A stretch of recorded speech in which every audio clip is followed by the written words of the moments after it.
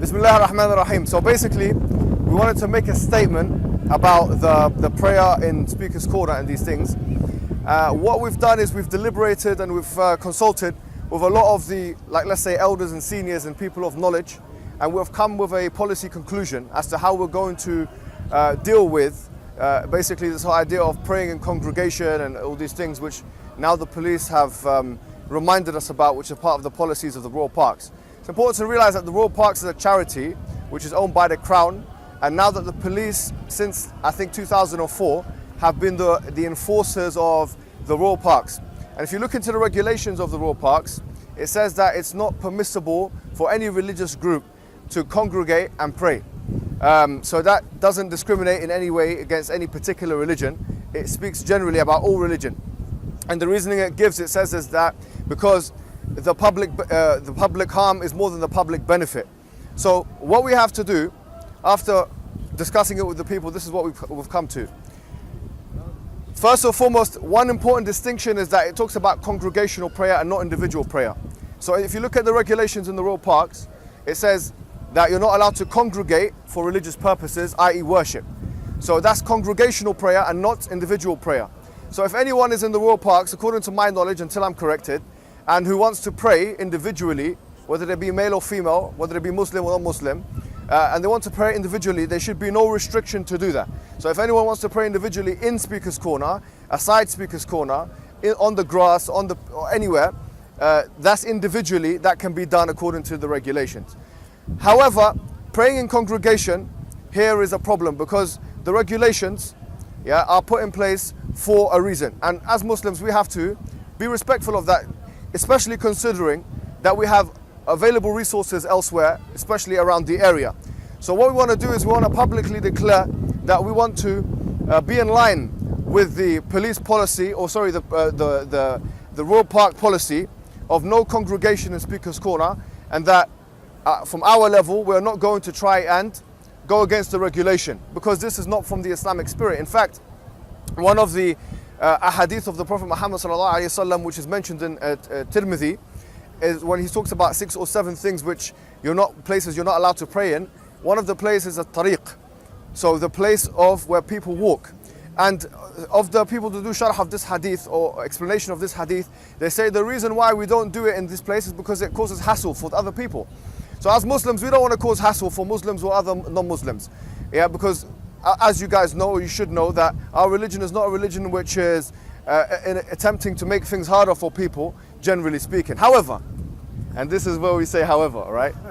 If you look at the royal policies or the regulations, it also says that this has to be enforced of all religions and not one specific religion. And that if it's not going to be allowed for one religion, it must not be allowed for all religions. Now, we have noticed that there are some African people that are of Christian background that come round and congregate, and that they play with the tambourines in a religious worship, and sometimes they have not been recommended by the police to stop or desist what they're doing. So what we want to say is that to try and avoid this kind of discrimination, which we would consider exclusivizing the Muslims in this treatment of reprimand, we have also put a policy in place to protect our own interests as the Muslim community. Now, this is called the 3-strike policy. Wait a minute, what's going on now? Yes, it's called the 3-strike policy. And as you know, for the 3 options. Yeah, so 3 is an odd number. The 3-strike policy works in the following way. We have a panel of Muslims, of 5 Muslims, known to the people of the park. Most of them will be known to the people of the park, and their names will be released maybe shortly, yeah? 5 is an odd number, so a decision always has to be made. It will be like a consultative process, and a decision always has to be made.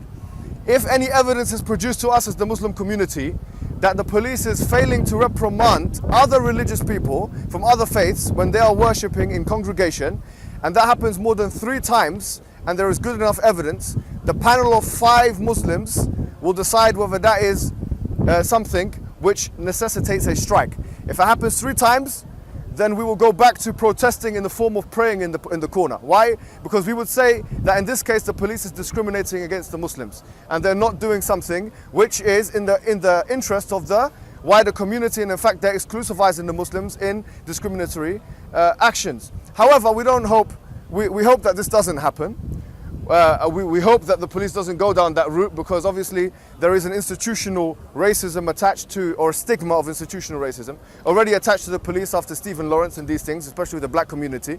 And this will only exacerbate the already existing hate within minorities for the police. So this won't happen. I'm sure the police won't go down that route. So just to show that we are an independent, autonomous community of people, we will not tolerate also, just as we will not tolerate Muslims, we will advise Muslims not to pray in congregation because that is against the regulation of the park. We will also not tolerate a discrimination of Muslims in the park. And I don't think anyone from a democratic perspective, an Islamic perspective, a Christian perspective, a Jewish perspective, or any other perspective would be able to disagree with what we are saying here and now today. And this is what we have decided. I think that generally speaking, as Muslims, we need to work on building bridges with other communities, but other communities also need to work on understanding and building bridges with Muslims. This is the decision that has been authorized by many of the, let's say, senior people from the Muslim community of Speaker's Corner. Do you have anything to add to that? Yeah, the one thing I just wanted to point out is, like, Masha, you covered all of it, is that we have in the park hate preachers, very clear-cut hate preachers. And when you need to understand something, brothers and sisters, is that when this is being enforced, it's not being enforced because a policy regulation in the park is being violated. Wallahi, it's not that. Be very clear that this was not done because there was a policy that was being violated. It wasn't. The reason it's being done, and let me tell you guys, I want to go to Surah Buruj verse 7, even though it kind of correlates with it. Allah subhanahu wa ta'ala says in the Quran, and we were watching what they were doing with the believers.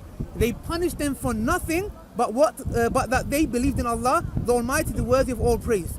So Allah is talking about here with the polytheists and what they were doing to the believing men and the believing women. Now, I'm not saying to you this is what's going today and they're persecuting us. No, I just want to notify you guys that this is a step towards that. Because you know why?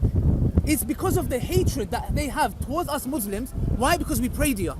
We prayed it. We didn't harm anybody. We would make sure the brothers will make sure that we're not blocking paths. So the only reason, and this is the lady who started, this was a lady who I spoke to first when Tommy Robinson came. She took a bacon out of her hand. Like, I'm a vampire. When you go to a vampire and put garlic here, and he goes, oh, she took a bacon out like bacon means something to us. Go and cook your bacon and eat it. No one's got a problem with that.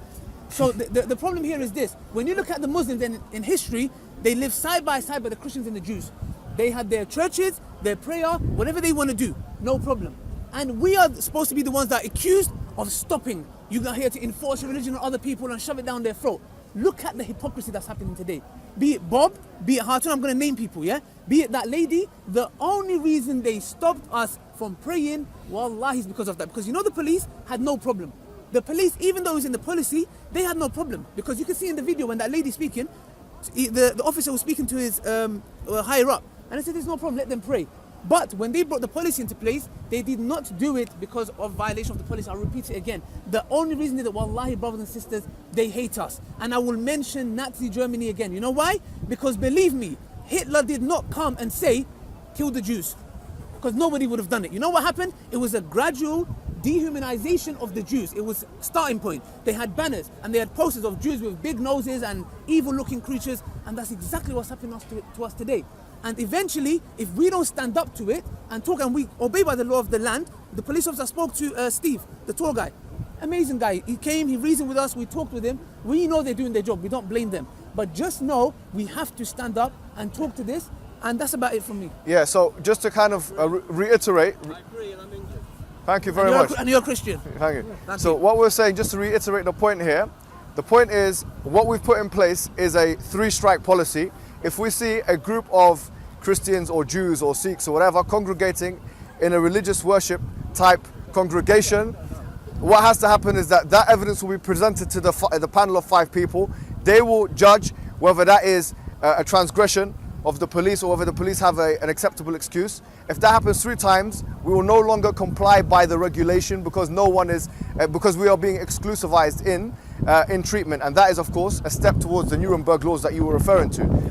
One last thing, guys, and this is the last thing we're going to say, is that look at it's interesting you saying this because just recently, 2-3 weeks ago, there was this whole palaver about freedom of speech, and no one here is talking about freedom of religious expression. It's really, really interesting because why not talk about freedom of religious expression? Now we've started a petition which you guys, inshallah, will put it in the description boxes of these particular channels we have control over, that to change the regulation, because that's the best way of doing it and to secure it for future generations. Exactly. To change the regulation to allow for a congregation. Now, I would recommend to the policymakers, by the way, that there is an upper limit, because you can imagine here being Eid prayers, like you can't imagine 3,000 to 4,000 people. That could be problematic.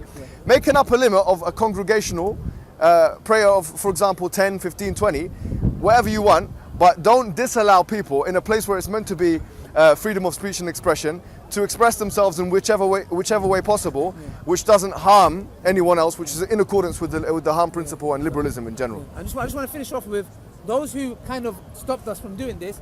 Don't think that you've done nothing. You know what you've done, because we can have congregations further down, and every step we take towards our salah is reward for us. So to be honest, don't think you've done something. The only reason we're mentioning this is because we know your hatred is going to grow, and we just want to put a stop to it. Barakallahu feek.